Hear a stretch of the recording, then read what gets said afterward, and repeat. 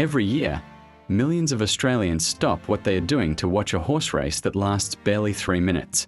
Offices pause, schools hold events, and crowds gather around televisions across the country.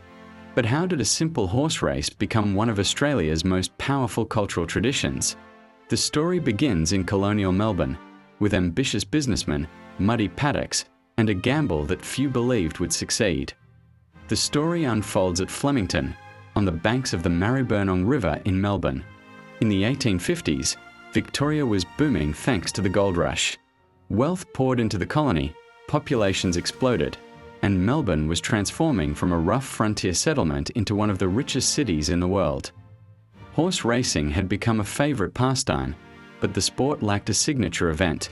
That changed when members of the Victoria Turf Club proposed a grand race that could attract competitors and spectators from across the colonies. Their vision would become the Melbourne Cup. On Thursday, the 7th of November, 1861, the first Melbourne Cup was held at Flemington Racecourse. Despite its legendary status today, the inaugural race was surprisingly modest. Just 17 horses competed, and the prize money was £710 along with a gold watch awarded to the winning owner. The winner was a horse named Archer, trained in New South Wales. Legend claims Archer walked more than 800 kilometres from Sydney to Melbourne before winning the race. Whether every detail of that story is true remains debated, but it helped create the mythology that would surround the Cup for generations. Archer returned in 1862 and won again, becoming the first horse to secure back-to-back victories. His achievements transformed the Melbourne Cup from a promising event into a sporting spectacle. Yet the race nearly stumbled before it truly began.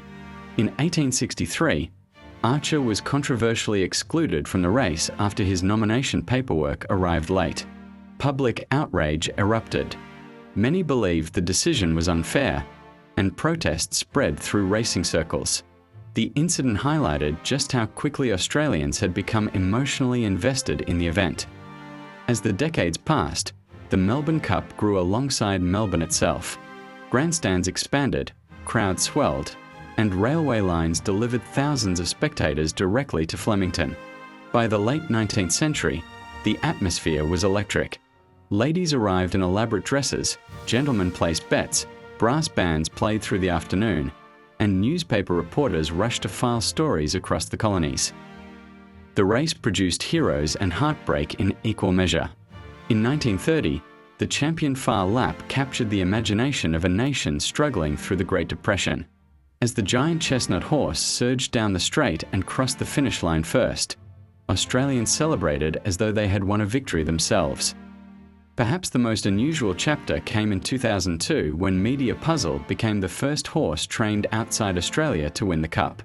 What had once been a colonial horse race was now attracting competitors from around the world.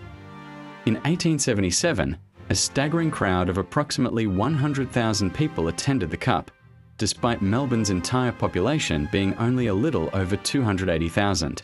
It remains one of the most extraordinary sporting attendances in Australian history. Today, the Melbourne Cup remains Australia's most famous horse race. Flemington continues to attract enormous crowds, while millions more watch from homes, pubs, workplaces, and public gatherings across the nation. The race has survived wars, economic depressions, and dramatic social change. More than a sporting contest, it has become a reflection of Australia's identity, part celebration, part tradition, and part shared national experience. What began as a gamble on a dusty colonial racetrack became a tradition known around the world. For just a few minutes each year, Australia pauses together, proving that sometimes the most powerful stories begin with a simple race to the finish line. If you enjoyed this story and would like to see more forgotten, unusual and fascinating chapters of Australian history, please hit the like button and subscribe to the channel. New videos are released regularly, exploring the places, people, and events that help shape Australia, often hiding in plain sight. Thanks for watching, and I'll see you in the next story.